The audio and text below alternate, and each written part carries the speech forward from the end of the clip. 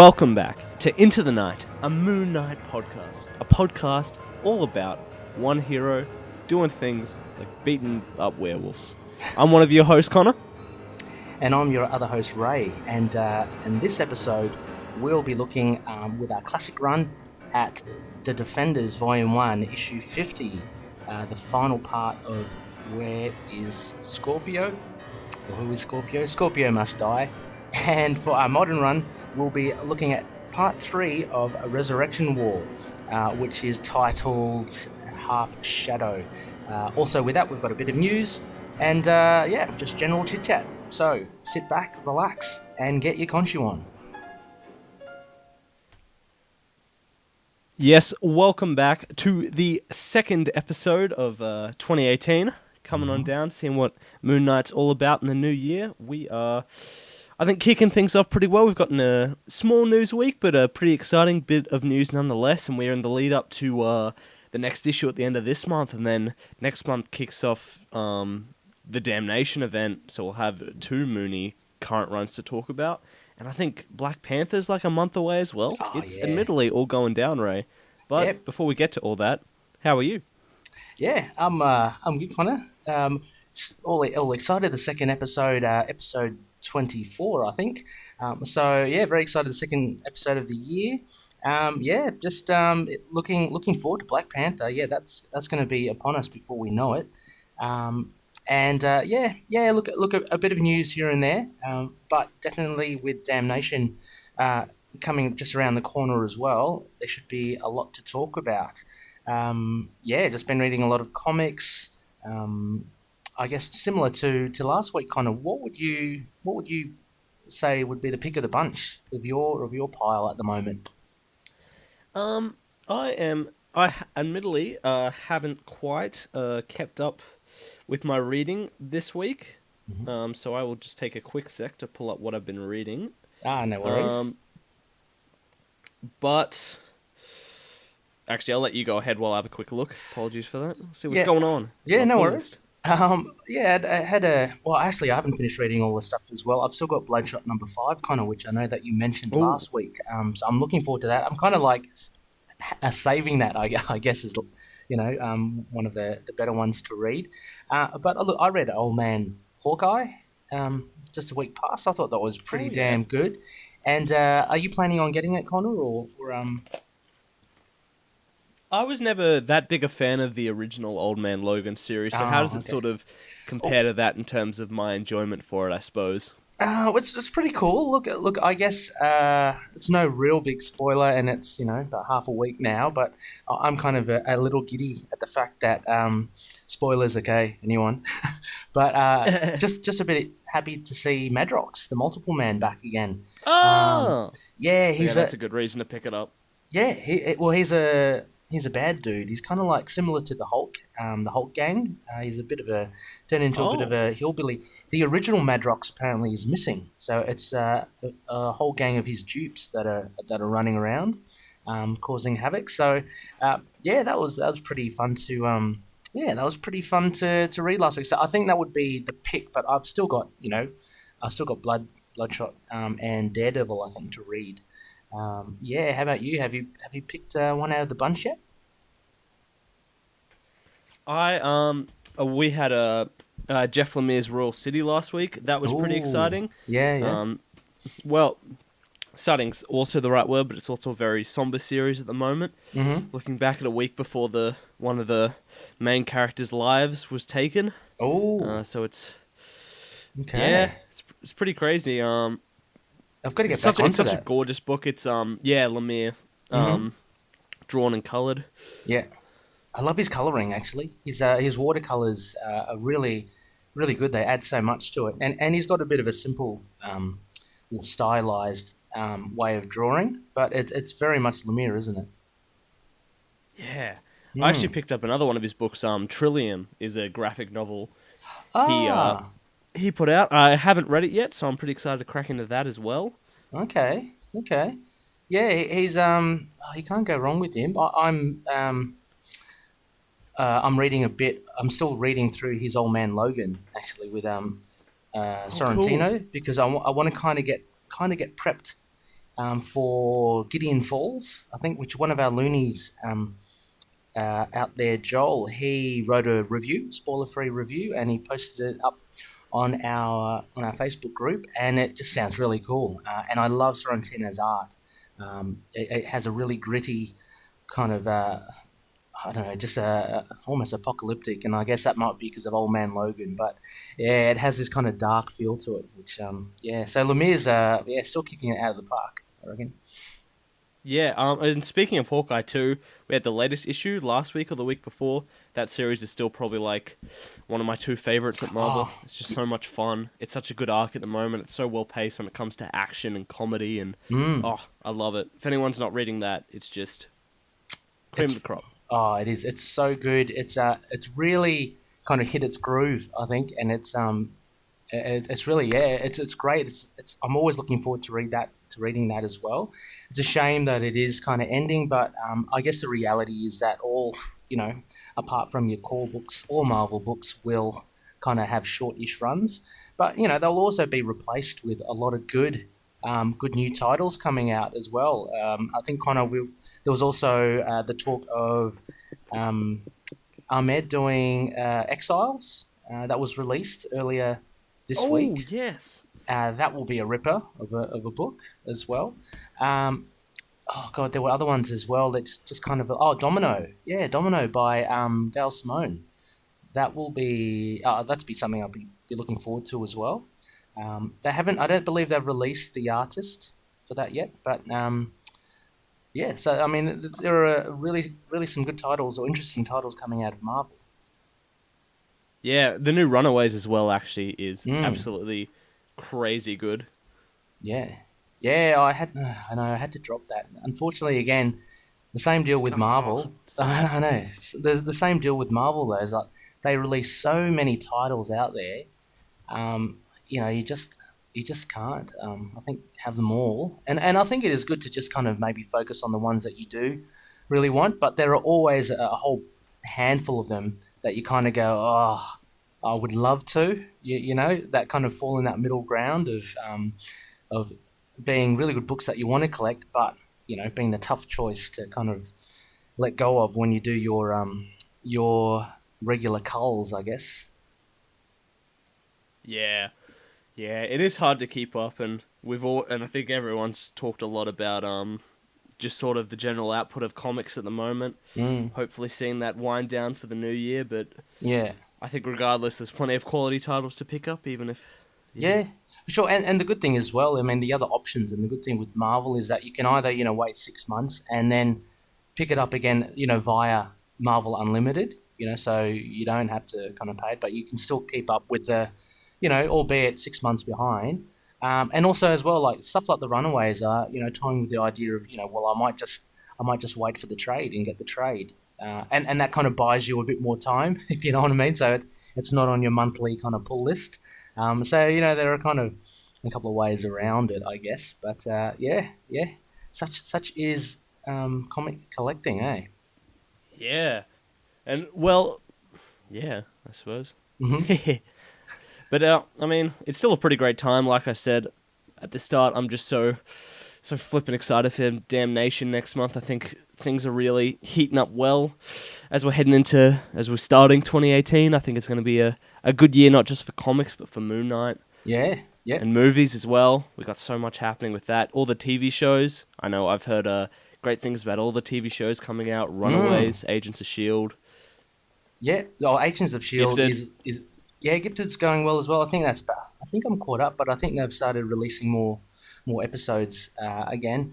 Agents of S.H.I.E.L.D. is still my fave. They had episode 6, which was directed by Clark Gregg, aka Phil Coulson, and that was a fun show. That was really good. That's going really well, and being in outer space and in the future, it's just a whole heap of fun.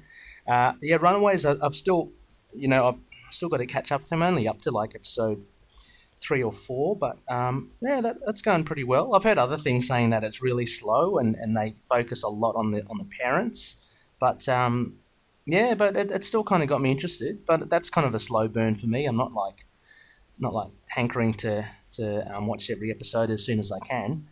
But yeah, and I believe it's been renewed actually for season 2 by Hulu just recently. Yay! Yeah, so that's great to see. Good to see for Marvel as well. So they're doing well on the TV front.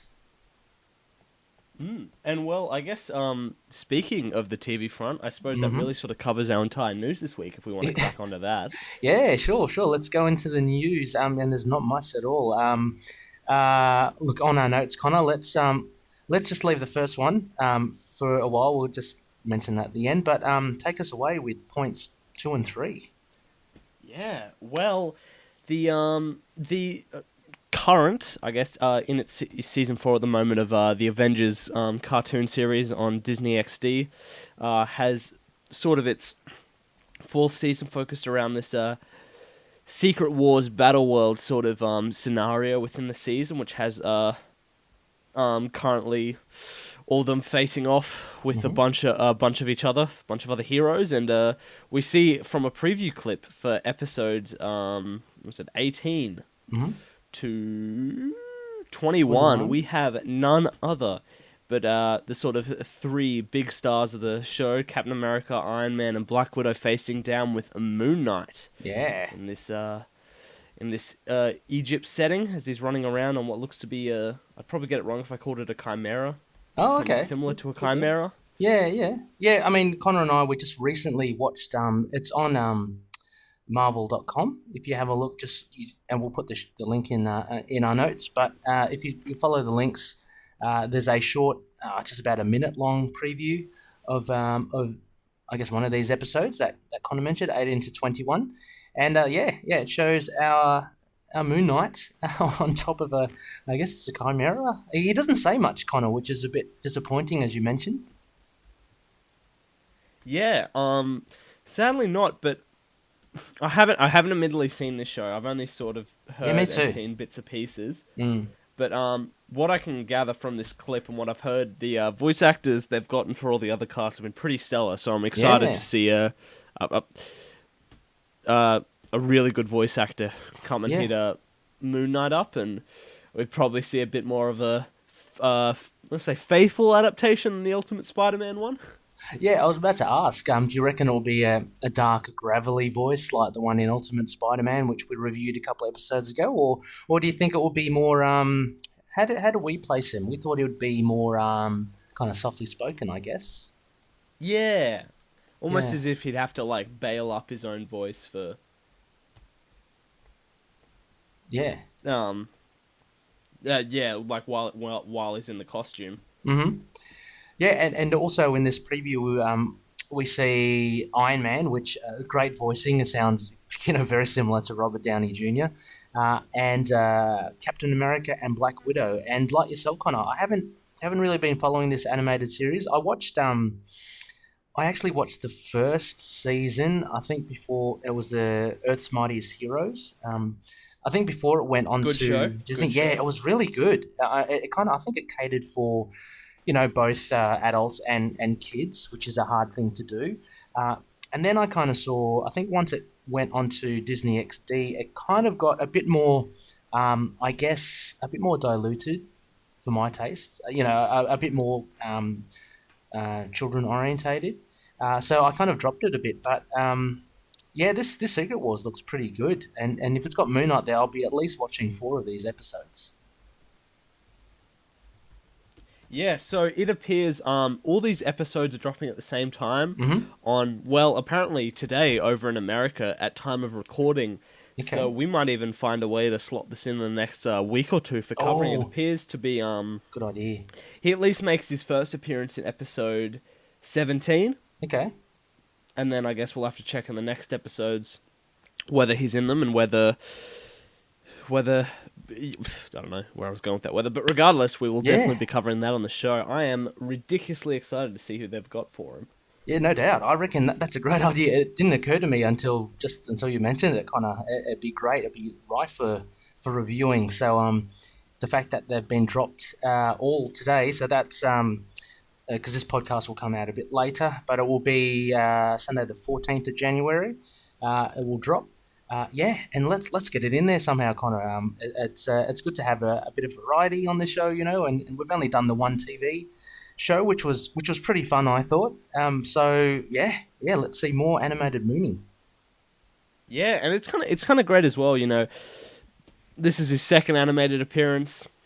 Things are once again ramping up with sort of his appearances in comics and TV shows. Maybe we are hitting the year of the Moon Knight. We might just see him popping up more and more places. This is nothing but a good sign. Even the smallest of appearances make it known to us and make it known to Marvel that we want this character on screen. And for sure, with announcements of the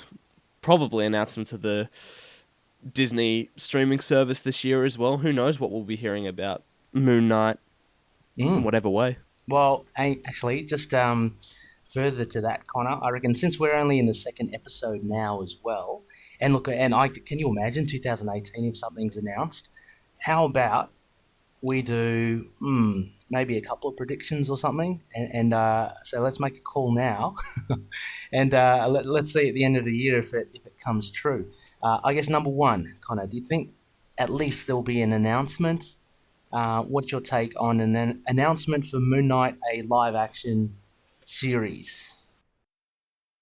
I'm not feeling series, I'm feeling appearance.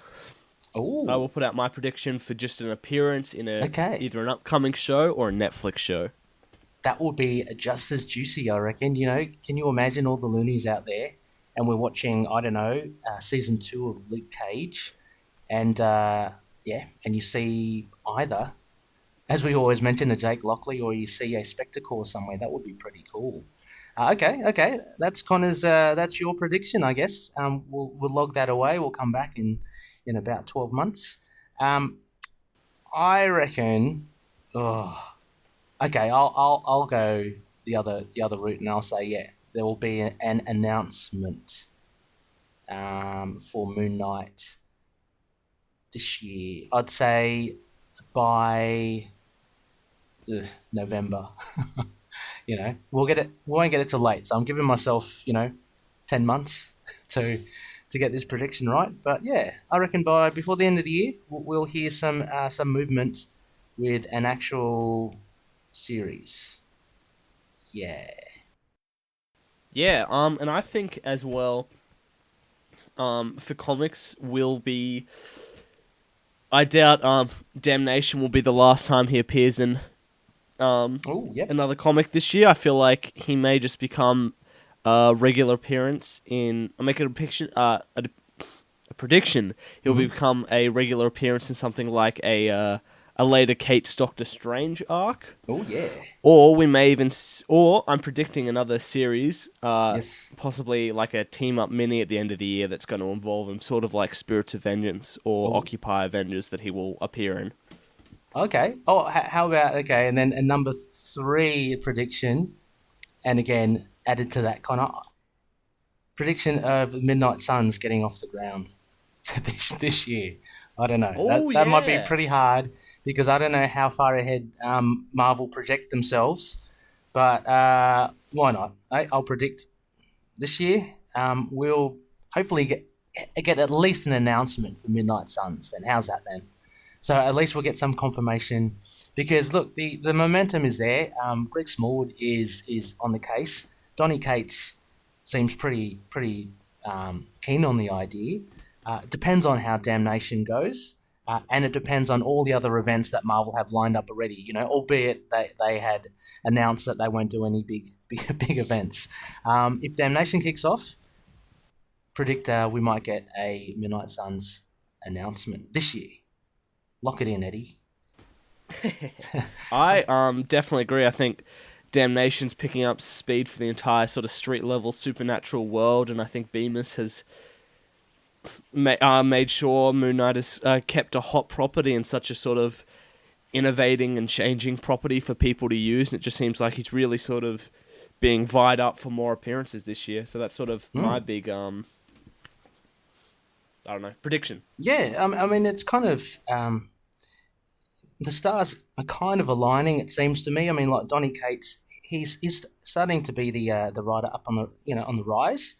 He's starting to get a lot of positive feedback about his writing, and he's relatively new as well. So, and people have said as well that Marvel's kind of earmarking him as the next Golden Boy, which is a good or bad thing. You know, they might just stock him up full of projects and kind of burn him out. But he is touted as the next one to look out for at Marvel. So that's kind of working in his favour. There's been generally a consistent buzz, I think, at least on the social media platforms for Midnight Suns. So it seems to be in the public eye. I don't know. I might be living in a little bubble, but it seems to be going in the right direction. So and of course, Greg Smallwood, just stellar. He had a breakout year last year. He's got a couple of good projects coming up this year as well. So yeah, and he's doing the covers as well to Damnation. So variant covers. So yep, things could be on the horizon there. So those are our predictions. We'll have to come back to episode 24, the end of the year, and we'll have to see if we're correct or not. Exciting. Exciting. Sorry, I was just checking to see if we have any idea of Moon Knight's voice actor just yet. Oh, good idea. Yeah. Sadly not. Nothing just yet. I suppose we'll hear in the next few days. It'll be pretty bad if he gets a bad one. I mean, you wouldn't want him to stuff it up, would you? Like, I don't know how he can stuff it up with the voice, but he has to have a level of intensity to him, I think, and a level of seriousness to him. You can't make him a wisecracking, Spidey, slash Iron Fisty. Because Danny Rand's kind of funny, isn't he? Like witty. Yeah, he'll be in that arc as well with Moon Knight in the TV show. I just read as well, so that's pretty cool. Oh, okay, Relates great. to what's happening a bit later, I suppose. Yeah. I wonder if he'll have the brown and is it brown? The brown and yellow tracksuit. Oh yeah, That'd be pretty cool. I kind of like that. Like, just because it's different. It's a nice color combo. Anyway, so that was a big news for the Moon Knight in the Moon Knight world. Marvel Avengers Secret Wars, the animated series. 4 episodes dropping on January 14th. Now, Connor, there was also just a little... this is barely news, Connor. I don't know if you've read this article. I did I trawled through the internet again, did a word search. I come up with Moon Knight. Moon Knight, this one popped up for, I think, January 12th. Look, it's an article on The Punisher. What's next for Frank Castle on Marvel's The Punisher? And basically, 99% of it is based on Netflix show, The Punisher, and how good it was, which it is. Have you finished? You haven't finished watching it, have you, Connor? No. It's really just good. Rubbish. No. It doesn't matter. Take your time. It's pretty cool. But anyway, it's mostly on that, and it's again speculation as to what can happen now, because essentially Frank Castle's a non-super-powered person, and basically the show pulled off a really good drama, a superhero drama without there being any superpowers or any bells or whistles, and they cited a few Punisher events, and basically they mentioned Marvel Knights. And an event where the Punisher teams up with Moon Knight. And they say, it would be great, wouldn't it, if Moon Knight does team up with the Punisher on Netflix, which, is stating the obvious to say the least, I think. But yeah, Connor, just a small article here with, I think, with a brief mention of Moon Knight. Yeah, sadly,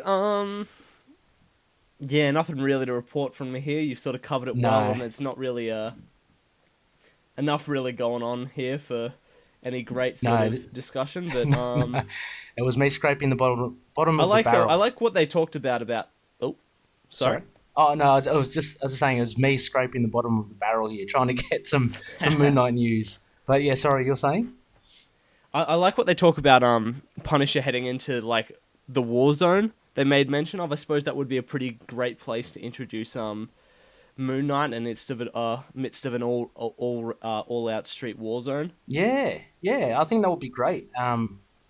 There are many ways that you can actually tie Frank's past, I guess, to Moon Knight, as we've discussed in previous episodes, and the waiting for the release of the Punisher with his military background.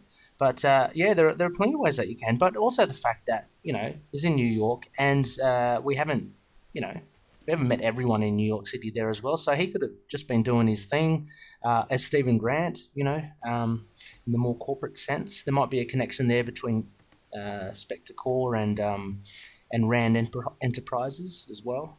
So, a lot of good ways to tie it in. I like the fact here, just briefly, I guess, with the Punisher, with the potential of introducing the likes of Barracuda or Nikki Cavella, who are absolutely terrifying villains for the Punisher in the Punisher Max series. If you get them on board, then, it's gonna ramp up the violence and the graphic content to no ends. But lovely. Yeah, but those two villains are definitely one to watch out for. If you thought Billy Russo was badass, then Barracuda and Cavella are downright monsters. So yeah, but other than that, as you say, Connor, nothing much at all with Moon Knight here. So a pretty slim week for news. But we do have the animated episodes coming out, which is pretty cool. Yeah, that's pretty big news, admittedly. I'll happily take that. Yeah, me too. And I look forward to hopefully returning in the next couple of weeks with a review of that. Yeah. And I'll make sure I'll try and get a hold of it this week.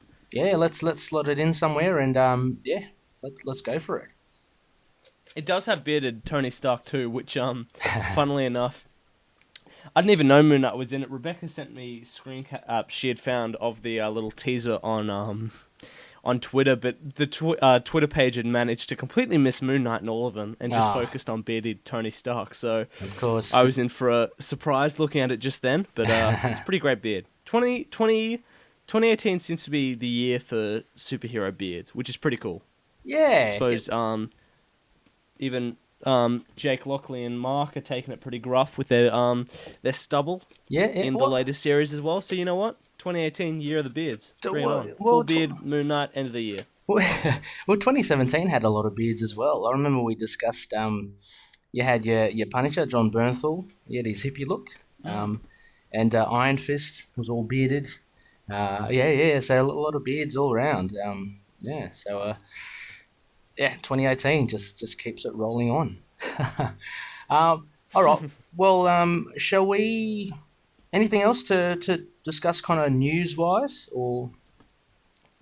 That's pretty much it. Sadly, I didn't really get to find much else. Like I said, I think these next few weeks will be pretty review heavy as we head into as we finish off this month and head into February. So yeah. Outside of probably more previews and hints for issues and damnation to come, we probably will be pretty quiet, but yeah, who knows? We've been shocked before, but that's it for this week, sadly. Yeah, that's it for this week. By the way, Connor, as well, speaking of reviews, have you dropped any reviews lately? I didn't last week, but I've got 2 lined up this week, and usually if you over at Big Comic page on Twitter, they'll usually post up when I've put a little fantastic review out. I've got a weird Twitter handle with Diddles MVP. Mm-hmm. Oh, yeah, get in there, loonies. Check it out. It should be good. Okay. Well, I'll check that out as well. Have a read. Yeah, cool. Well, shall we now go over the moon?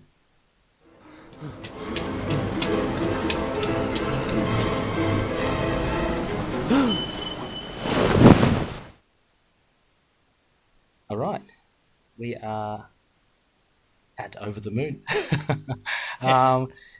Comic book reviews, where we do one classic run, which is a continuous, path of following Moon Knight's appearances in comics chronologically, and a modern run, which is something that Connor and I, we choose an arc which is a bit of fun and something basically we just can't wait to review. So 2 contrasting reviews, and this week we have it's a bit of a milestone issue, Connor. It's issue number 50 for The Defenders, Volume 1, Scorpio Yep, Must fantastic Die. 50th issue. Which is We're about 30 years late on celebrating that. Yeah, that's right. Yeah, I know. Congratulations on 50 Defenders. Congratulations on a massive 50 Defenders. That's fantastic. Yeah. Better late than never. And for our modern review, we're continuing on. It's a 4-part arc. It's Resurrection War. We're up to part 3. So also, Connor, we have another guest narrator with us. So cool. It's so good, Connor, that every time we manage to grab some of our fellow podcasters, or in some cases some loonies as well, who are willing to guest narrate for us. And this week we have none other than Connor, it's your doppelganger. It is Iron Fist Connor. He is the host of the Immortal Iron Fist Podcast, Sons of the Dragon. And we'll give you the details in our Spectacles segment for him, but they're basically on Facebook and Twitter as well. And they have an awesome podcast, which I've been listening to for a while. And our fellow High Priestess, Rebecca, also hosts that show as well from time to time. So it's a lot of fun. They go through Iron Fist, basically similar to us, I guess. They go through past issues, and they also go through the current run as well and review them. So so Connor, we have Connor, please make Connor. We have Yeah, Connor... he lives a whole 2 hours away from me too. So. Oh, does he? You know what? Oh, right. He does. He's a Brisbane lad. Oh, I had no idea where he was located. I thought for some reason I thought he was. Yeah, just leaked his address. No. Please attack him. Or fangirl around him. But yeah, so we're so pleased and honoured to have Connor with us to give us the bare bones. So I guess we'll just throw it to him to narrate.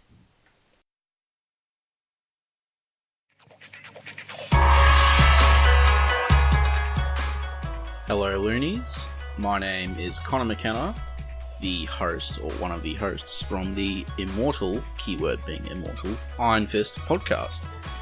And I'm here today to narrate these few issues for you guys, so hopefully you enjoy my lovely voice.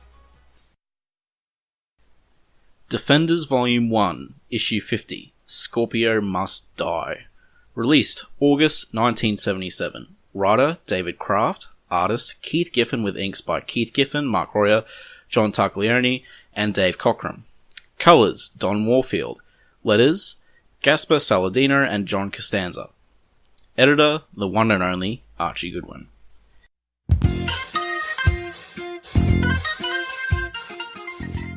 Having crashed through the roof of Scorpio's New Jersey hideout, Hulk stands enraged with the newly formed Zodiac crew in front of him.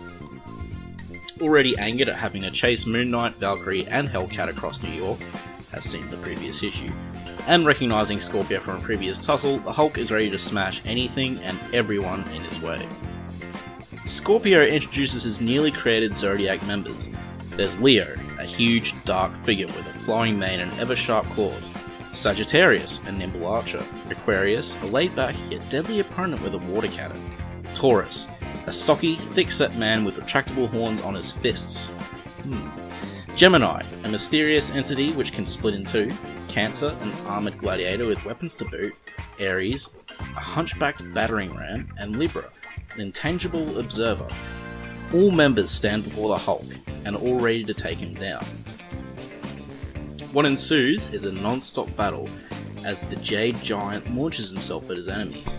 The other defenders can't help but jump into the fray as well. Their intent is to save Jack Norris, but in order to do so, they will need to go through the Zodiac. Each defender pairs off against a Zodiac member. Hulk vs Aries, Moon Knight vs Taurus, Valkyrie vs Leo, and Hellcat vs Gemini. It's a battle royale as each team vies to gain the upper hand. As they continue to exchange blows, Jack Norris sees the Fury LMD quietly slip away. Norris calls out for him, but the Fury LMD tells him not to follow him as he tries to find Scorpio. Back at the battle, Ares manages to surprise the Hulk, and he rams him from behind, sending the Hulk hurling through the wall into the Psychic River just outside the warehouse. Angrier than ever before, the Hulk leaps back and crashes into the hapless Taurus, much to Moon Knight's delight. Elsewhere, Nighthawk, having gained more strength at the onset of Twilight, slowly resists the chains which bind him, and with his newfound strength manages to finally free himself from his shackles. Scorpio, having realised not all the Zodiac members seem present, returns to the Zodiac chamber and finds Pisces near dead, the product of a premature activation. Concerns are raised even more when Scorpio frantically searches for Virgo, the only female member of the Zodiac, and whom Scorpio had hoped to gain as a life companion. He finds her stillborn in the Zodiac chamber, and it is too much for Scorpio to bear. Meanwhile, the Defenders and the Zodiac continue to tear Scorpio's warehouse apart, and just as Ares is about to surprise the Hulk again, Nighthawk swoops in and intercepts him. With renewed vigour, and with the superheroes finally acting as a team, the Defenders stand galvanised and ready to end it once and for all. Surprisingly, it's a little help from Gemini which finally tips the scales.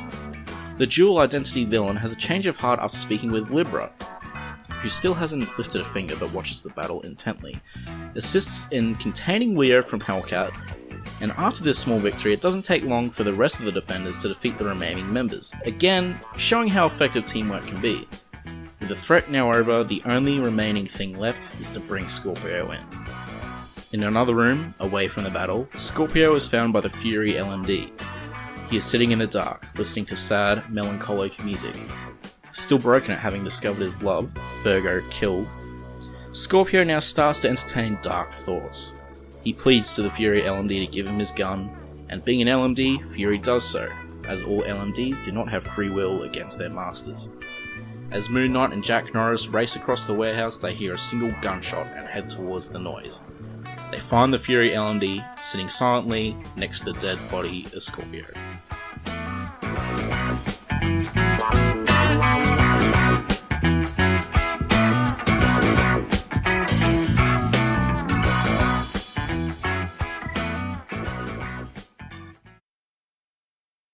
Yes, thank you, Connor, from the Immortal Iron Fist Podcast, Sons of the Dragons, narrating Defenders issue 50. Thank you so much, Connor. And I probably should have put in a little bit more somber music there towards the end to herald the death of Scorpio there, but I just couldn't resist the 70s funk. So yeah, thank you, Connor. It was what a cool reading for this issue, and our Moon Knight, Connor, our High Priest, Connor. What are your what are your first impressions of this issue 50?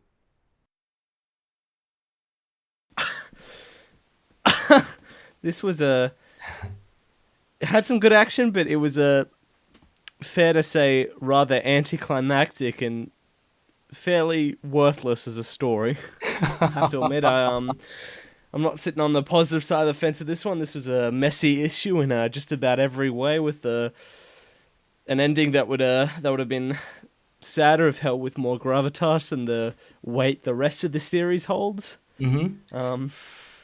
Yeah. Look. I agree with you about the I guess the beats and all, and the ending. But I actually, in contrast, I really enjoyed this. I thought it was just a lot of silly fun, and you know, I mean, I love my fight scenes. So the majority of this issue was just down and out fighting, which I thought was pretty cool, and kind of, I think it appealed to my childhood love of pairing off. So the heroes were paired off with particular villains, and so yeah, you kind of get a matchup between them, which I think is pretty cool. And also as well, I found the introduction of the Zodiac characters pretty cool as well. You can actually connect it, as a reader, with yourself, because each of them are a star sign. Which actually, Connor, what star sign are you? I'm Libra. You're a Libra. So you're the intangible one. You were the cloaked. Yeah, almost. What can I say? Cool dude. He was definitely the best one. Oh, and very much a Moonlight-esque look to him. So yeah, which is pretty cool. I am an Aquarius, so I've got the. Basically, he did nothing in the issue, but it was So I found it I think a lot more enjoyable than I thought I would have enjoyed it. So yeah. But before, I guess, we before we start talking about the whole story, let's dive right into it, Connor. We've got, as listeners, we go through the story. We point out 4 main aspects of the story. We'll discuss that, and then we'll follow that with a Crescent Dart rating out of 5. Connor, do you want to go first, or yeah? I think we'll kick off with the most important piece of this issue. Mm-hmm. Never forget the beer. Yes. Whether it be Fury bringing LMD Fury bringing Scorpio a beer in his final moments to calm his nerves, or I forget which ones are the star signs hanging around doing nothing, drinking beer. Yeah, that was Aquarius. It's all here. It's crazy, isn't it? I wonder if this is a thing with David Kraft, the writer, or if it was more of the zeitgeist, the thing of the times, where you have a problem. You have a break, what do you do? Let's crack open a beer. I don't know. But yeah, I found that was weird, wasn't it? It popped up, and it wasn't only in this issue, it was in the previous issues as well, where I remember Zodiac tosses Moon Knight a beer when he traps him in that little pit. Yeah. Oh, jeez, it's like beers all around. What's going on? The only thing missing here, Connor, is a plug. They should have had like Budweiser or something, to get a sponsor. I wasn't even sure you could get away with beer with the Comics Code of Authority. Well, that's true, yeah. It's all here. It's in all its glory. I think it might have been the year before they enforced it, so maybe David Kraft decided, okay, hell, let's just throw as much beer as we can in there. Yeah, but there was a lot of beer in here. It's Moon Knight didn't have any. It's but nothing like having a beer before you top yourself as well, which is unfortunately I shouldn't be joking about that, but I mean, as you say, Connor, as well, there was a bit of an unevenness in the writing here, and a lot of it I think is because it is a 1977 comic. I don't know, death wasn't really seen. Death was taken lightly, wasn't it? Yeah, and I suppose that even was a thing of the Comics Code of Authority. You can't really show it, or you didn't have the sort of handle on it you could before. So it really did have to be a sort of a skimp in the ocean. Yeah, I mean, anyway, it definitely is a comic of its time. But yeah, so the beer was everywhere. Look, one of my aspects was basically, and you see it from the very first page, we get to see the Hulk in action, and we got a bit of it last issue with the Hulk taking on the Defenders and Moon Knight as they try and kind of coax him towards the warehouse. But I found here this was the payoff to me, Connor. I think this is where, and this is why I think I like the issue.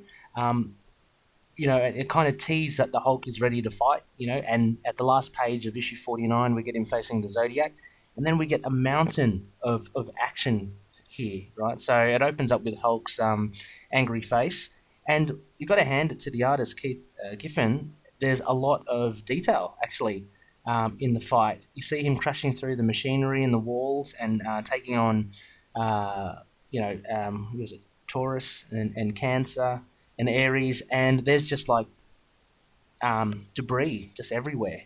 But yeah, the Hulk rips into them, and it's not long before the Defenders rip into them as well. So they all try to fight off these new characters, the Zodiac characters, all the while trying to find Jack Norris.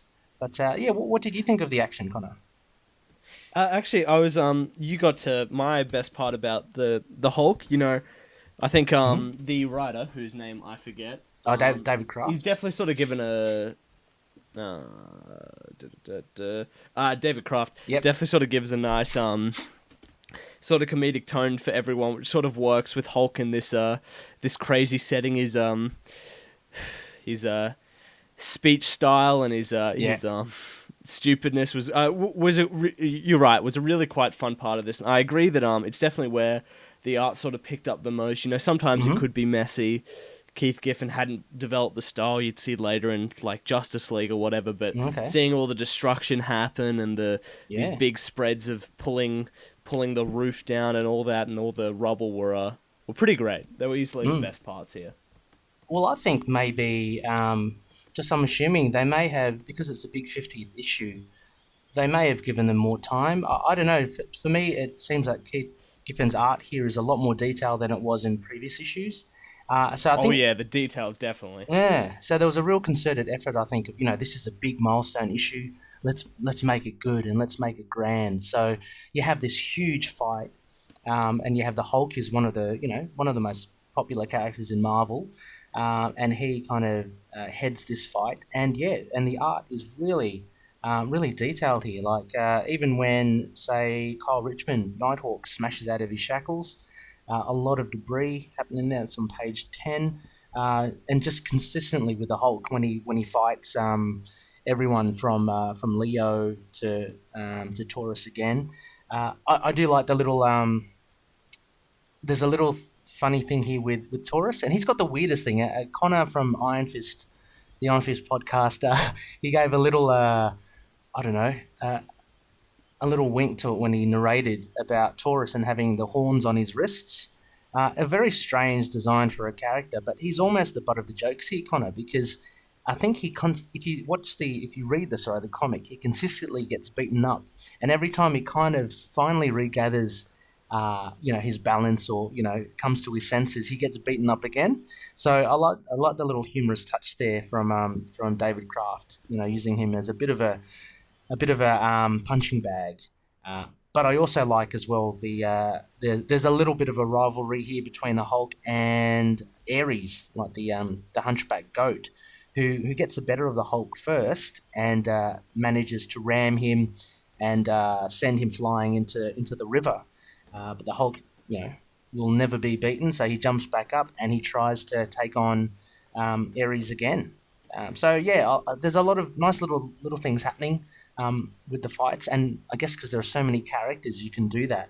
Although you do miss out on a lot of other characters, like you hardly see, Hellcat, and Aquarius ends up not doing anything.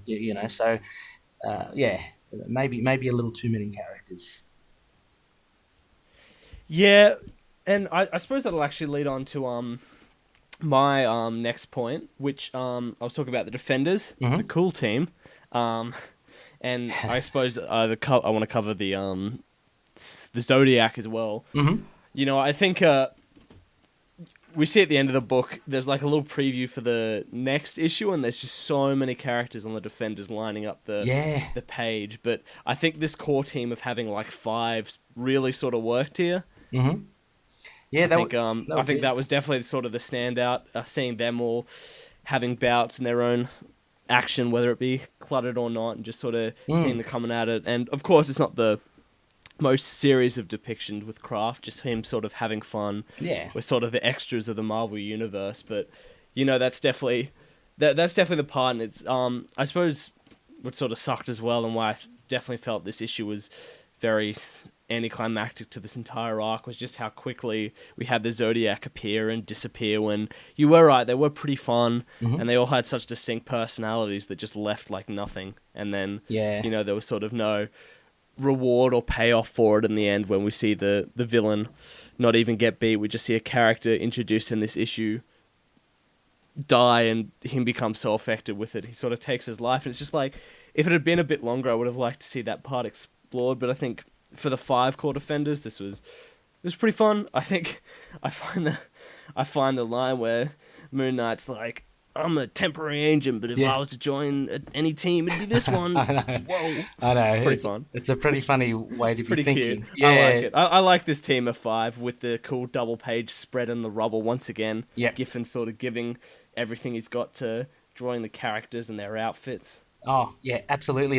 This is that double page spread that you're talking about. I've been staring at while you were making the point about the Defenders. It is really good.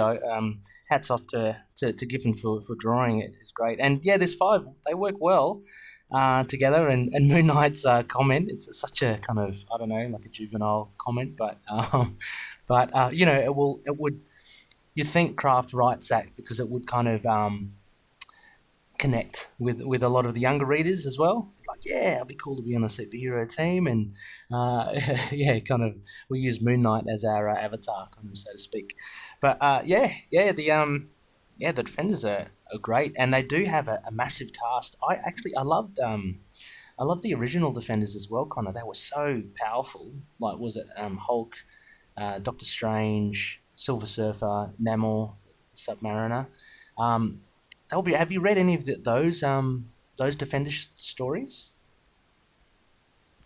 No, not really. I've only read a lot later Defenders, like post 2000s, what became of the team then, sort of thing. Yeah.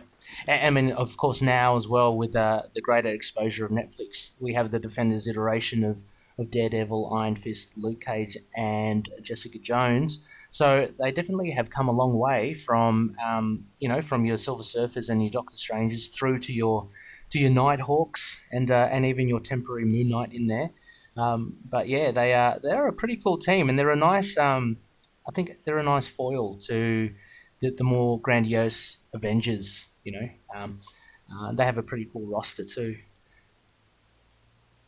Yeah, and I just kind of loved how I do always like sort of bring them up as the extras here, but I do love that as that sort of a team, just getting to do whatever you want, just because you have such a wide pool that aren't the Avengers, the main book. It's a nice little draw. Yeah. And I am kind of interested to see what else came out of the Defenders. Followed up, keep going. Yeah, well... Does, Sorry? You go on? I was about to say, yeah, I'm pretty keen to... Because I saw the Epic Collections. They've released the Defenders Epic Collections, but that was the original team. I've got I'm pretty... I don't know. I do like Namor the Submariner as a character, so I'd be pretty keen to see the older version of the Defenders, I think. But sorry, but you were about to say? I was going. Does Moon Knight stay with this team after this? I don't think so. No, I think that's it. I think he kind of comes in and he just flutters away. Well, I mean, from the list that I have of Moon Knight appearances, he's not in issue 51. I'm pretty sure. That sucks. Yeah. It seemed like he was going to be a longer part of it, but gone with the wind. Gone with the wind. Yep, that's it. That's the last appearance in the Defenders comic for Moon Knight. So, he had his use and they got rid of him. Terrible.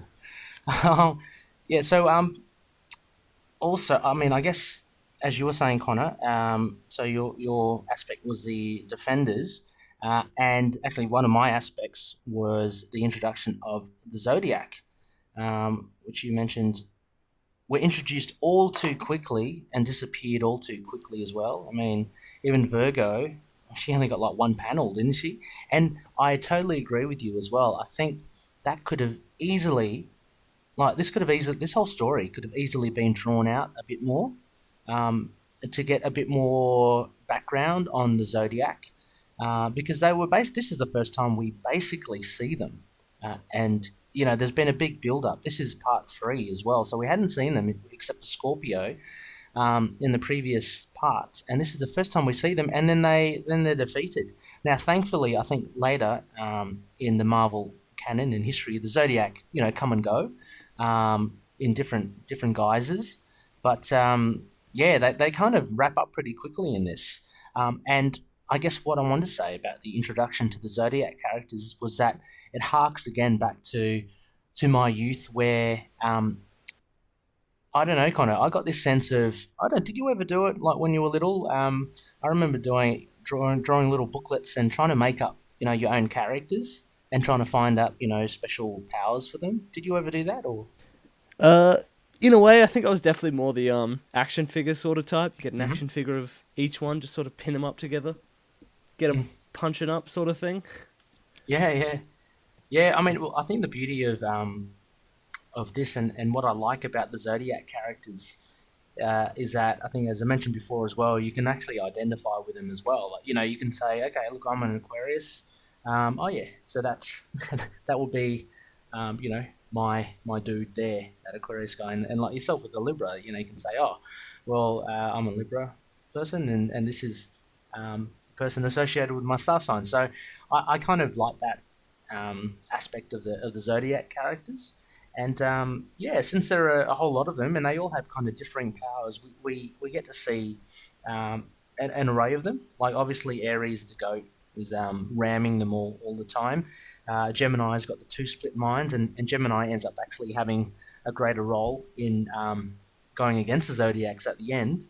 You got your Leo, which is more of a Wolverine type character. So yeah, I think the Zodiac characters are pretty cool. A pretty cool aspect of this issue. Yeah. Yeah, like it. Yeah, I just definitely want to sort of push that point again. If I wish they were here longer, because I did love all their personalities. They're real sort of hyperbolic and just sort of the one character trait pushed to the max so quickly in this issue. But it was really just a whole lot of fun to see.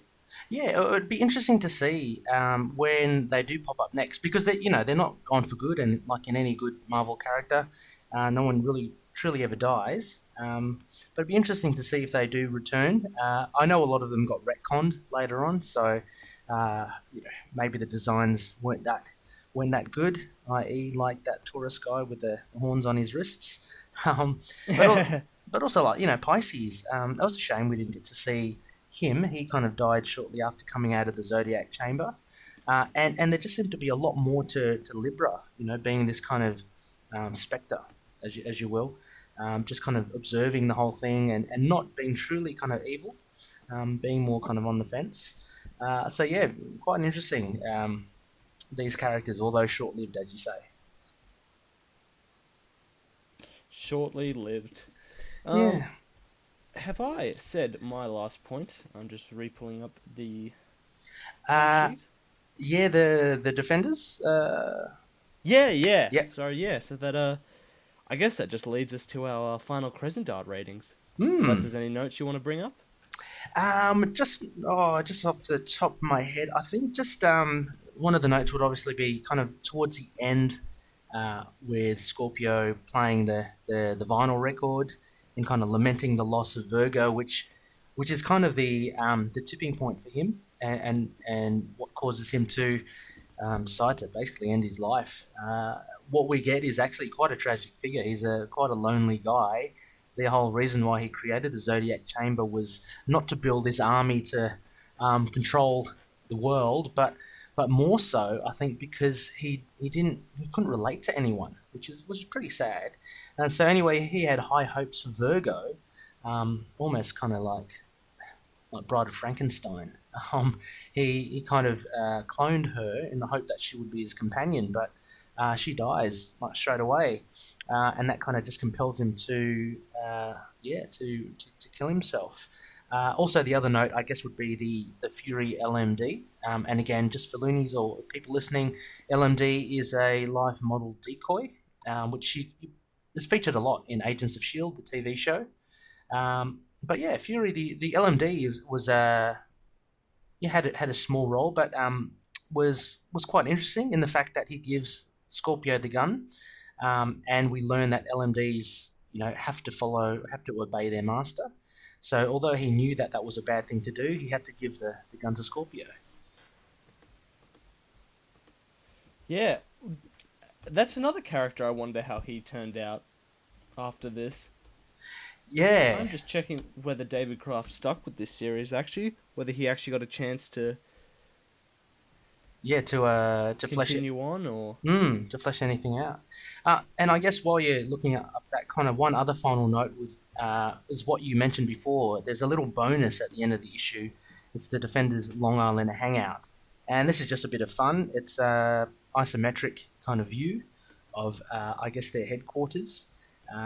So it has also kind of like an informal lineup of all the Defenders that have ever been, I guess. It includes Howard the Duck as well, which is pretty funny. But it has a isometric view, I guess, of the gadgetry guide. So it goes through their living quarters. It even shows where the grazing pastures and riding trails are. Just a bit of fun, I guess, for the readers at the end there, Connor. Yeah, I agree, and that's what made me wonder whether we'd see Moon Knight pop up again, because he is included there, and you see a full roster of this crazy, massive Defenders team. Yeah, that is true. I always love when they include these little back bits of what makes the single issues worth collecting, even now. Yeah, you don't get much of it now, do you? But this is a little fun, isn't it? I do like it. I always like the to a different degree, I guess. The Punisher war journals, they actually had a lot of information on firearms and stuff, which was interesting. You know, I'm not like a you know, I'm not like a I don't know what do you call them, a bullet head. I'm not totally into guns, but it's just interesting, like, you know, just how detailed they get. So they are a bit of fun. I don't see them much these days, but I hope they do reintroduce them in some capacity. Yeah. So actually, having said all that, all the notes. Oh yeah, Connor, did you manage to find out what you were looking for? Yeah, yes, I did. He did stick with the series. At least for issue 51. And at least continued on after, but that storyline very much ended next issue. Moon Knight is actually in the next issue. They basically just say goodbye to him. Oh, okay. And then he disappears. Oh, okay. So maybe not big enough to warrant. Yeah. Apparently in the issue it reveals how Moon Knight reveals to Nighthawk how he escapes Scorpio's water death trap. Oh, that would have been interesting because they never actually did explain that. So. Yeah.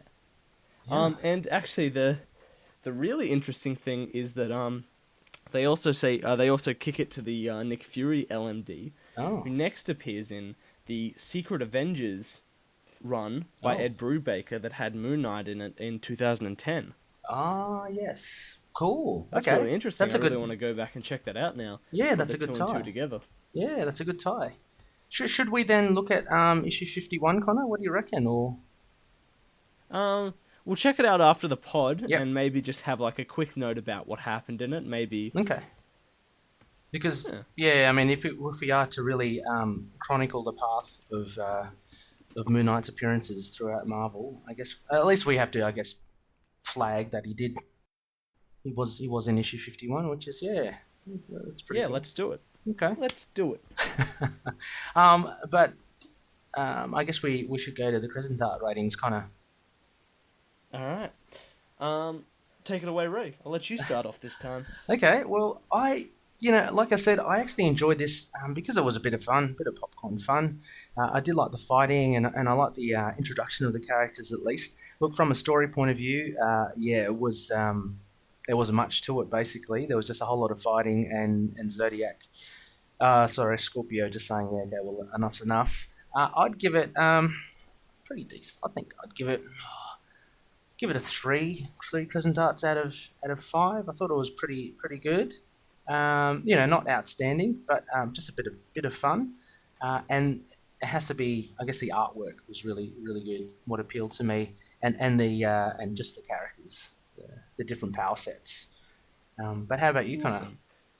Yeah, I'm a bit conflicted in a sense. I definitely agree with you. I still liked the fun of the main Defenders team and how Kraft sort of keeps this sort of comedic tone with all of them and their history. Mm-hmm. The Zodiacs were a fun little inclusion. Yep. But yeah, and the action was good. But yeah, it just feels like, the fourth and final part in an arc, it was just such an anticlimactic ending. They didn't really feel any payoff for reading all of it. The villain just sort of saw a character who we had no attachment to already passed, and then shot himself. And there's I do like the idea of him sort of being so lonely, but there just wasn't the exploration back then from Kraft to sort of go anywhere with that. It just very much seemed like 3 issues of setup, and then they crammed another 3 issues worth in just 1 issue, and it all just comes out as a bit rushed and cluttered and just a bit disappointing with what they could have done with it, and compared to how they ended up pulling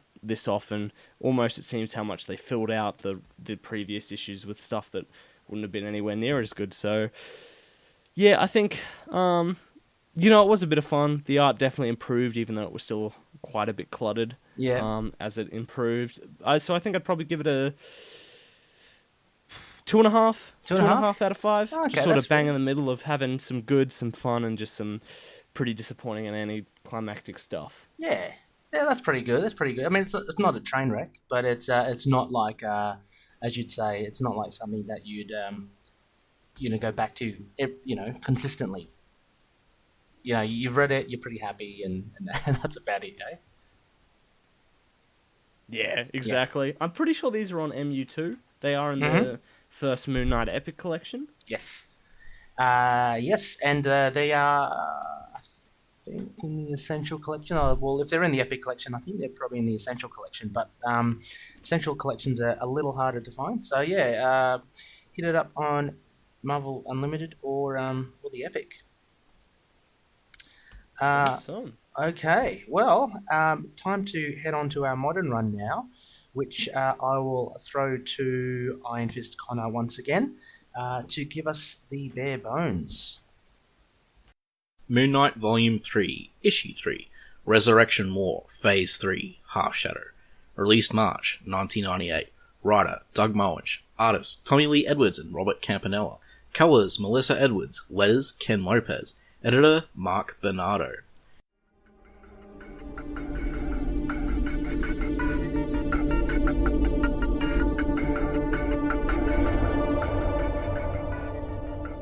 Moon Knight is still taken aback at having faced Black Spectre and hearing Black Spectre's words echo that of his dream.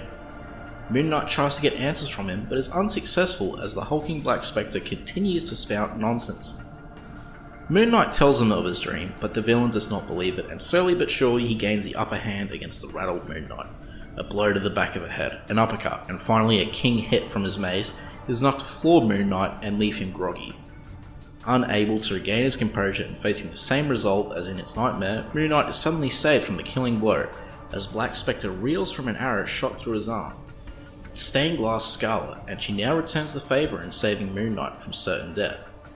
She showers Black Spectre with arrows from her crossbow, and now on the defensive, the injured villain escapes through a trapdoor in the floor and onto a speedboat below.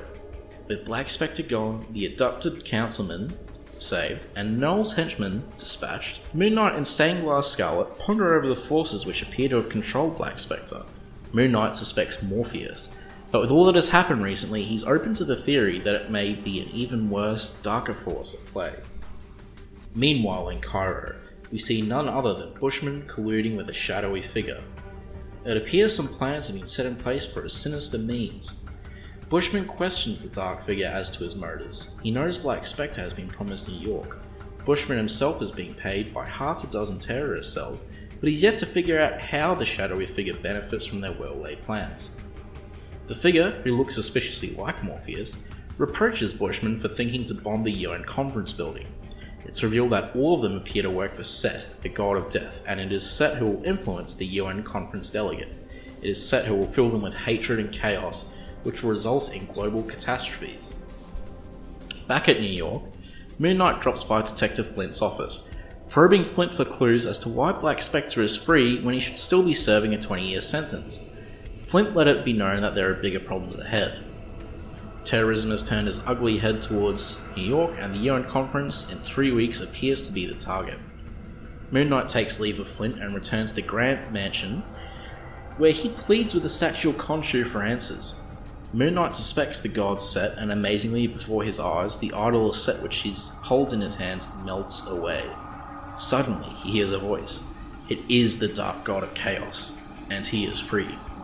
At the very same time, in Cairo, Bushman storms the Museum of Antiquities and steals the unearthed statue of Set amidst explosions and a hail of bullets.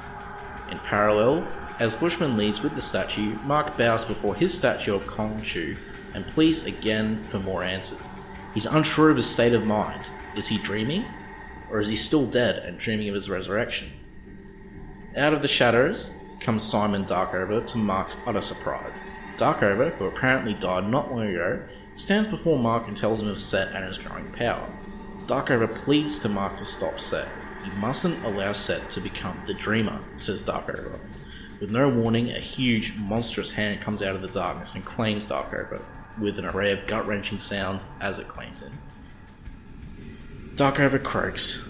Set is death, before he appears forever. Mark then finds himself looking at himself in bed with Marlene as he wakes from a nightmare. Back from the dream realm, Mark is convinced Morpheus is at play as he finds the idol of Set now back intact, much how like the statue of Khonshu previously exploded and appeared back whole upon Mark's resurrection. Marlene heads to Ravencroft Asylum where she requests to see Morpheus. The hapless ward points her to him in an empty cell. He is still under Morpheus's illusion, but not so Marlene. With Morpheus on the loose now confirmed, Marlene and Moon Knight search for answers. Black Spectre has disappeared, and Moon Knight's dreams have stopped. The lovers contemplate whether Morpheus is serving Set, or if indeed the gods such as Set or Khonshu even exist. Perhaps they are constructs of man, and it is man who gives the gods power. Finally in Cairo, Bushman and Morpheus confer over the upcoming plan to attack the UN conference. Morpheus has made contact with Black Spectre and has been notified that Moon Knight is back. Bushman is confident that the three of them, Bushman, Morpheus, and Black Spectre, are more than a match for the lone White Knight. Morpheus cares not of Moon Knight, he's more invested in the ancient war between dark and light. Morpheus believes them all pawns to Set and Khonshu. Black Spectre's lust for power and Bushman's greed for money have bound their souls to Set. Similarly, Moon Knight is a pawn to the god Khonshu, and that of light and order. Morpheus truly believes they are all controlled by these higher powers, and soon all the pawns will face off in a final battle, the ancient war, which lies just ahead.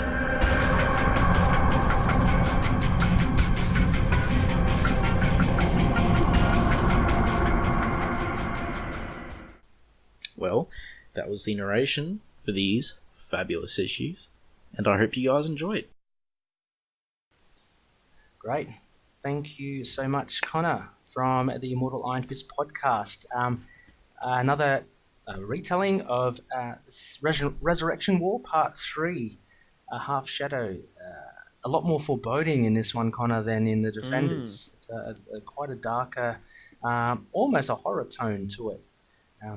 But once again, overall impressions. What did you make of this one, Part 3?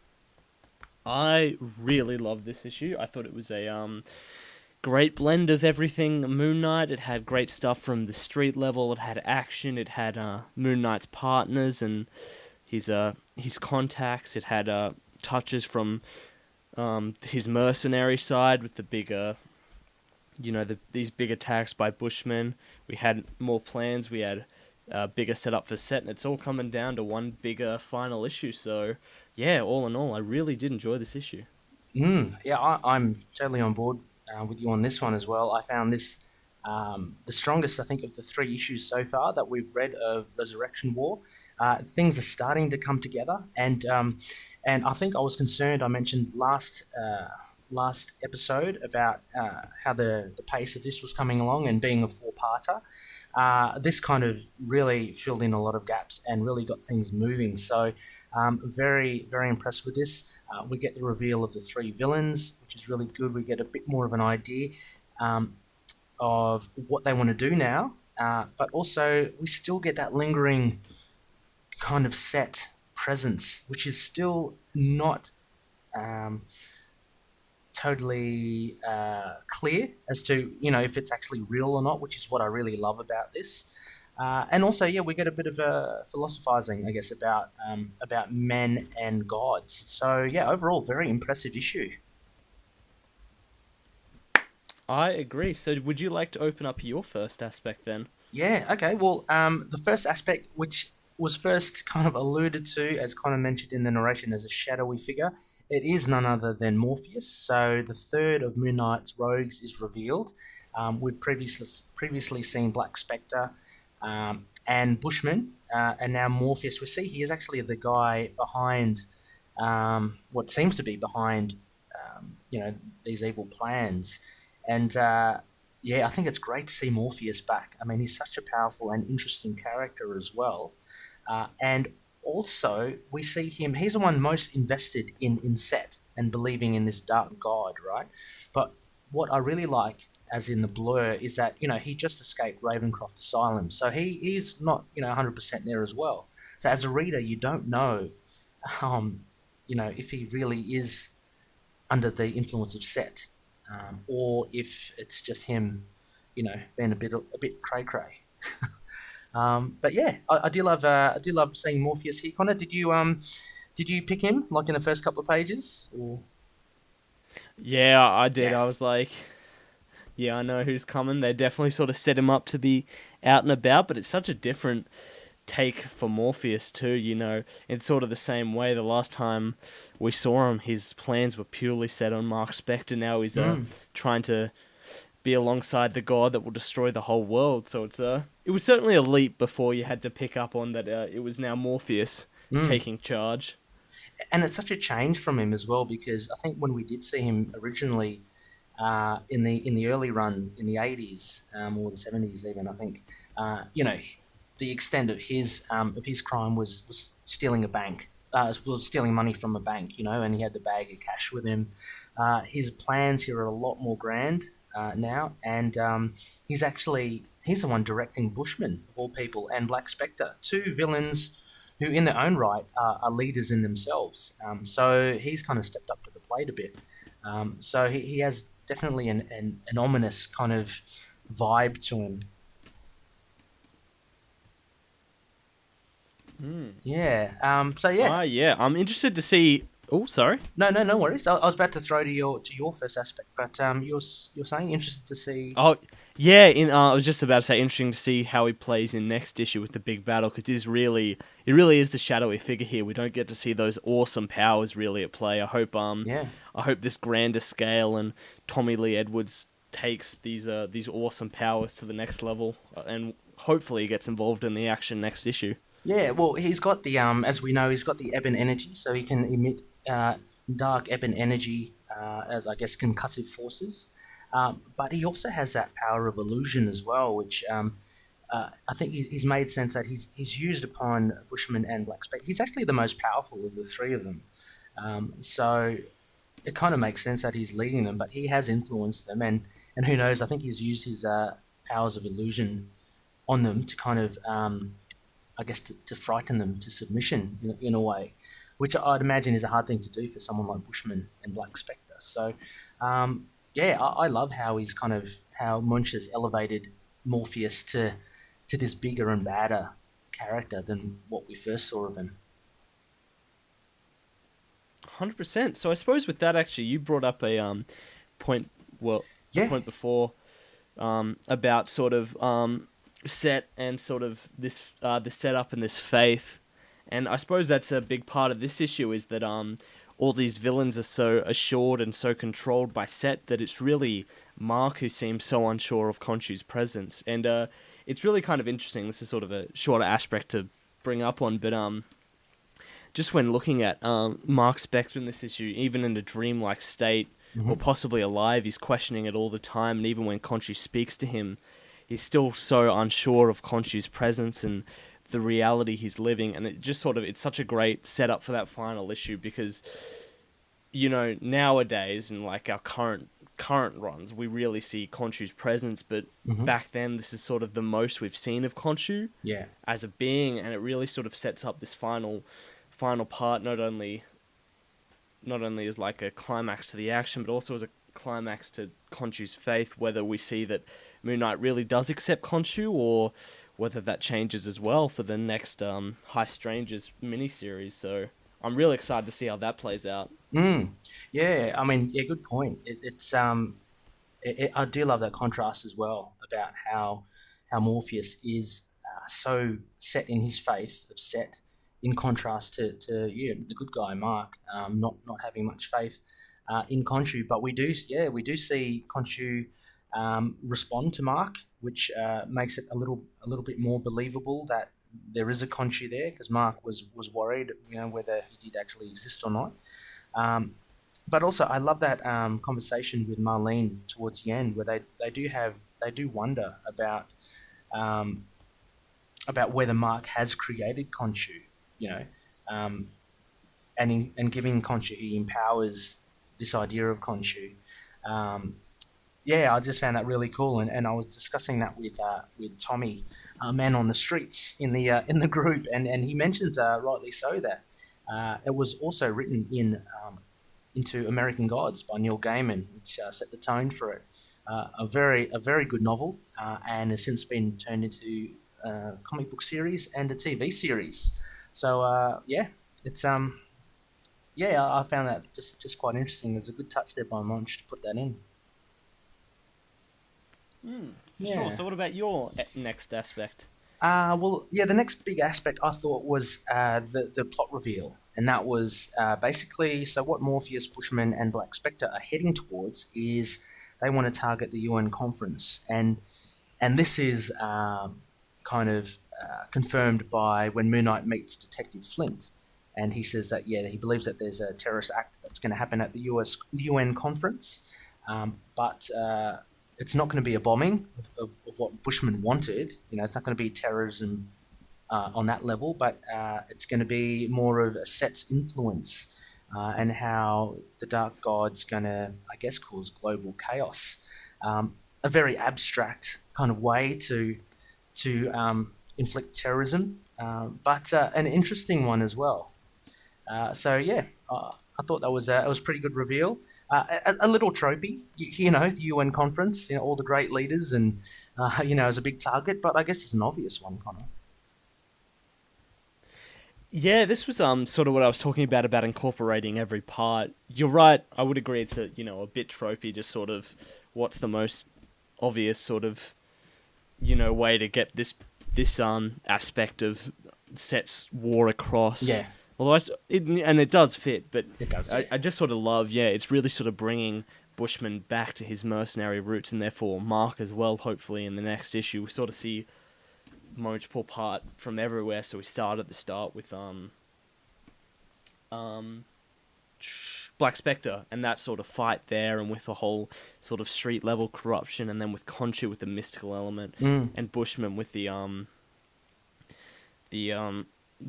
mercenary element. It was just so cool and so terrifying to see Bushman play off as well. You do see him pull off this massive attack on the museum. Yeah. Was it? Yeah, the Museum Cairo. of Antiquities. Yeah.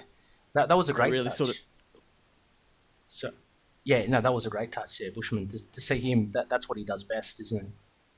Yeah, and it really made you sort of fear Bushman again, and in your other point, it was also great as well, because therefore you still see that that's all the strings pulled by Morpheus, and then it really sets up this massive conflict in the final issue, which is just what I keep pulling at, what's so great about this issue, but just seeing that awesome power once again of a man who's really just a strong guy with sharp teeth. Yeah. No, it's great to see Bushman, and a very different Bushman to what we currently see as Bushman in the Bemis run that we discussed in the last episode.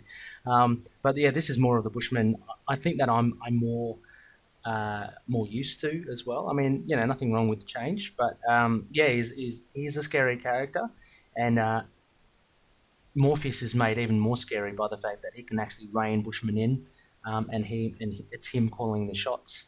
Like you said, it's seeing Bushman in action as he raids the Museum of Antiquities to get the statue of Set. That was pretty cool. It's just full on violence. They're just shooting and bombing everything just to get the statue, which they do. But it's it was pretty good. How about your other aspect there, Connor? Your final one for this issue? Yeah, well, we've focused on the big bads of this issue, but the real sort of standout for me in this issue was seeing Moon Knight pair up again. I think one of my favorites was at the start of this issue. We got Mark working with Stained Glass Scarlet. Stained Glass Scarlet saves him, and then they sort of discuss the future of this scenario and their great dialogue and the great action that comes out of her quick save of Mark, and the ensuing battle from there was just so much fun. And then we get to see Flint again. Yes. And, he's still this hardened, grade detective dealing with a massive threat, and still still very valuable to Moon Knight when it comes to stopping his most dangerous of villains. Yeah, he's a good contact for Moon Knight, isn't he? He's really the connected tissue, I guess, between Moon Knight and the normal people, in New York. The people with the day-to-day business, the police, the people on the streets. Yeah, Flint is really cool. He's very similar still. Moon still writes. He's smoking constantly. He's got a coffee cup there as well. He likes all his vices.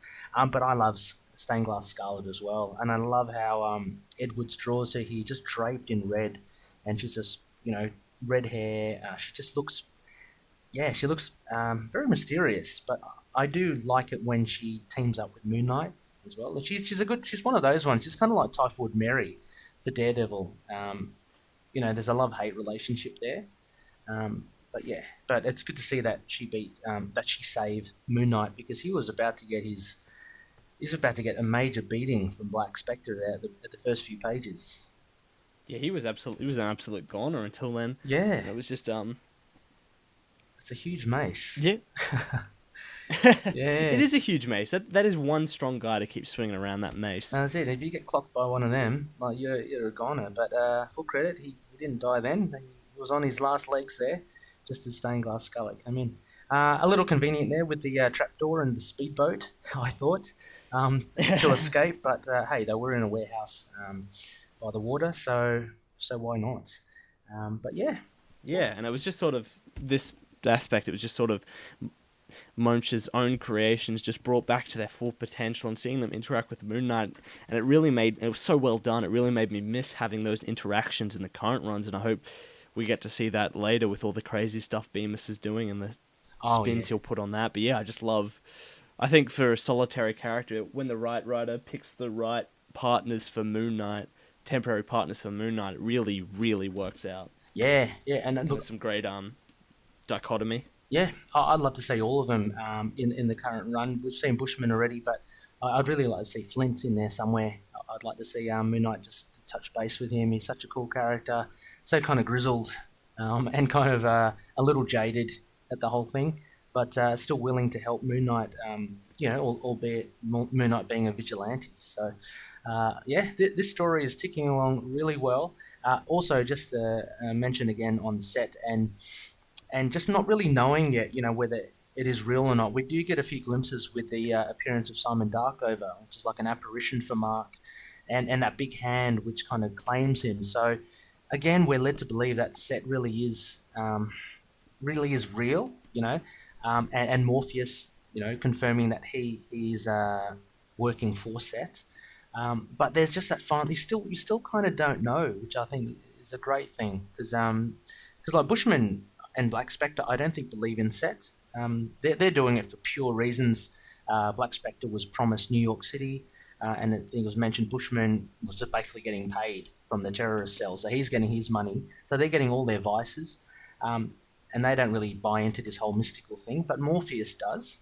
But at the same time, as I said, Morpheus is a crazy person as well. So is it all in his mind?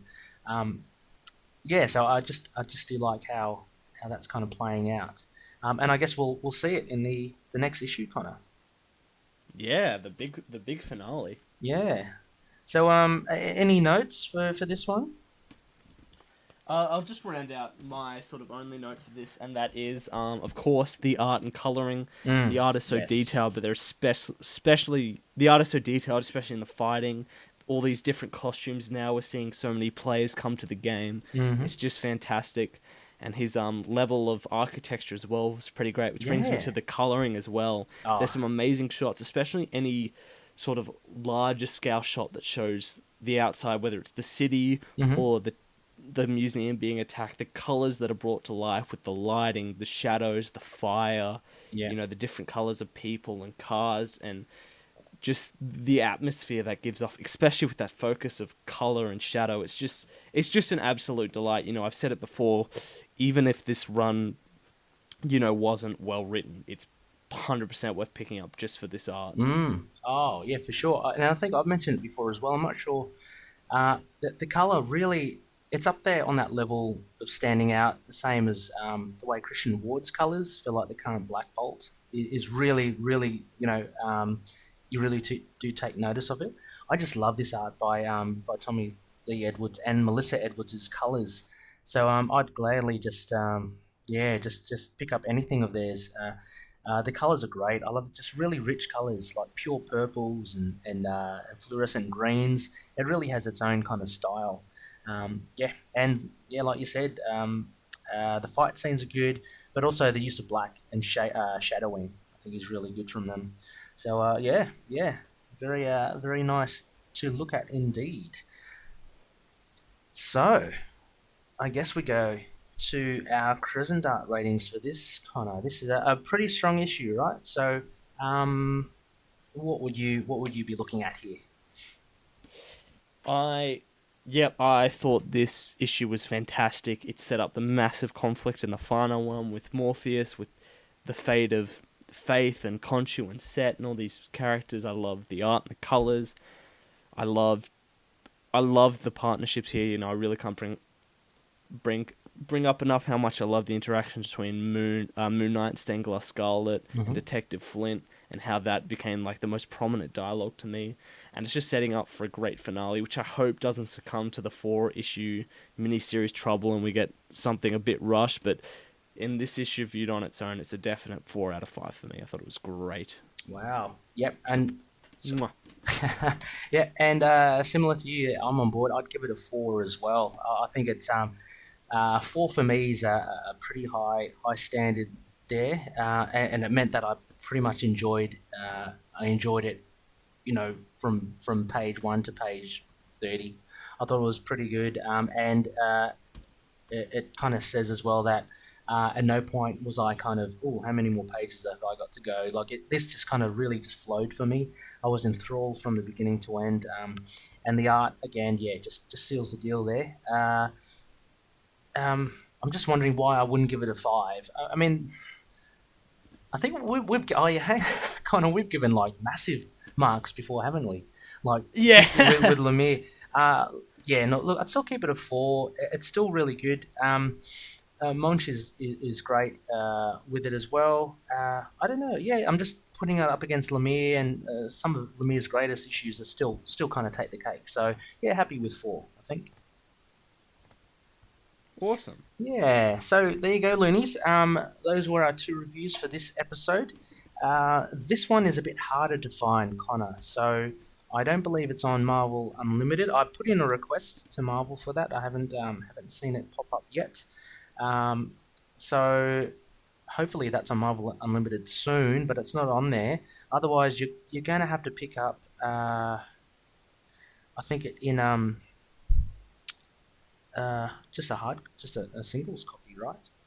Yeah. Yeah, it's pretty hard there. I have no idea even Yeah, I don't know. I don't think it was even released in trade. So, yeah, so you might have to hunt around for this links, but it's definitely worth checking out if you can grab a copy for yourself. 100% for sure. So, I suppose with that we wrap off this issue, ready to come back next phase. Yes. With kicking, well, I suppose finishing off with Defenders issue 51, and then possibly following that up with Peter Parker, the Spectacular Spider-Man, issue 22, his next canonical appearance. Yep. And then of course the big finale to what we've been building here from this issue, Moon Knight Volume 3, issue 4, Resurrection War, Phase 4, Full Moon. Yeah, that's good. Yeah, I'm not sure. Yeah, Connor, I think we should definitely cover issue 51. But we'll see. It might be like a briefer review of that, I guess, because if it's only, I know we'll have to have a look at the issue and see if it's only a couple of pages that Moon Knight's in before he kind of takes off. We'll see how we go. But yeah, those 3 we'll be looking at. Also, And I, for one, can't wait. And then, of course, we'll look at the week after that, maybe, or the week after, looking at that episode review, because I cannot wait to dive into that. Oh, yeah. And I suppose, we'll keep you all updated with when it drops over the course of this week. Yeah, for sure. Loonies, just keep in touch with us on our social media, and we'll let you know when those ones will come out for review. I'm excited for that as well. It should be pretty cool. I'd just like to also make for our spectacle, our shout-outs. Again, a big thank you to Connor McKenna from the Immortal Iron Fist Podcast, Sons of the Dragon. You can find the podcast on many a podcast catcher, but they also have a website as well, which is Sons of the Dragon, the Immortal Iron Fist Podcast, that's a mouthful, .wordpress.com. Just once again, Sons of the Dragon, the Immortal Iron Fist Podcast, .wordpress.com. They're also on Facebook, a Facebook page, facebook.com/Iron Fist Podcast. and they're also on Twitter, which is easily enough at Iron Fist Podcast. So please do check out their podcast. It's really cool. Iron Fist is one of my favourite characters as well, and they do a great job, Connor. Yeah, I agree. And once again, you can find our third high priest over there from time to time as well. So definite one to follow along with. And I guess you'll just, and I suppose as well, something coming very soon will have these guys coming back. So keep your noses and eyes out for that when it drops. Yeah, very exciting stuff. We'll let that. We'll release that soon enough. But yeah, exciting times ahead, Connor. 100%. And I suppose where, Ray, can they find us? Sure, they can find us on email at moonknightpodcast@gmail.com. We're also on WordPress. Our website and our blogs for all these episodes is in intothenightpodcast.wordpress.com. We're also on Facebook with a page, facebook.com/ITKMoonKnight, and our Facebook group, which is quite active. And we also have a chat room within that group. So that's at facebook.com/groups/intothennight, into the night with a K. We're on Twitter as well at ITKMoonKnight. You can catch, a lot of our blogs there as well as Instagram, Tumblr, and YouTube. So just search for Into the Night, a Moon Knight podcast. We're also on all your good podcast catches. So please listen in and please spread the word. That's it for our episode today, Connor. Pretty full one. But going well for 2018 so far. Yep. We're all in, baby. I hope you will join us again next week. If you're new to the podcast, maybe drop a review and check out the group. Join all the other loonies in discussion, and catch us back sometime next week for more wonderful Moon Knight discussion. And Ray, what do we always say? As we always say, may Khonshu watch over the denizens of the night. See you later. Goodbye. Moon Knight and affiliated characters, stories and events are properties of Marvel Characters Incorporated. Materials used and discussed within the podcast are intended for critique and review purposes only under the fair dealing concept of the current Copyright Act. The views, information or opinions expressed during the podcast are solely those of the individuals involved and do not necessarily represent those of the copyright owners.